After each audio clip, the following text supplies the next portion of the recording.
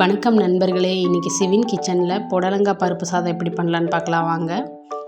அதுக்கு தேவையான பொருள்கள் என்னென்னு பார்க்கலாம்.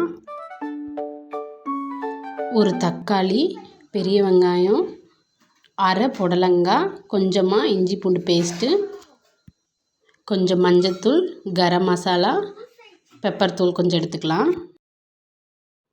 ஒரு கடாய் வச்சுக்கலாம். அதில் 3 ஸ்பூன் ஆயில் சேர்த்துக்கலாம்.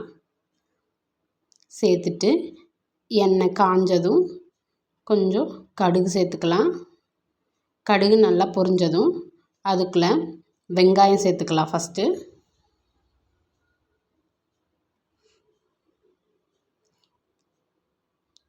வெங்காயத்தை வதக்கி விட்டுக்கலாம்.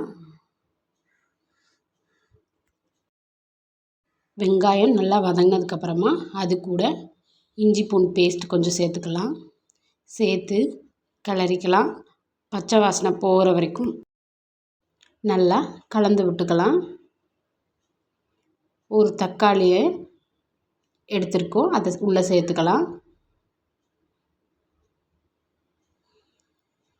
தக்காளி வதங்கறதுக்காக கொஞ்சமாக உப்பு சேர்த்துக்கலாம்.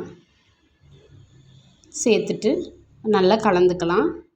தக்காளி நல்லா சாஃப்டாகி வெந்து வரட்டும். வெந்ததுக்கப்புறமா அது கூட மஞ்சத்தூள், கரம் மசாலா, பெப்பர் தூள் சேர்த்துக்கலாம். கலந்துக்கலாம்.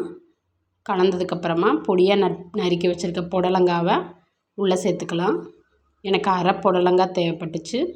அரை புடலங்காய் உள்ளே சேர்த்துக்கலாம். நல்லா ஒரு தடவை கலந்து விட்டுக்கலாம். கலந்து விட்டதுக்கப்புறமா புடலங்காய் வேகிறதுக்காக 1 டம்ளர் தண்ணி சேர்த்து வேக வச்சுக்கலாம்.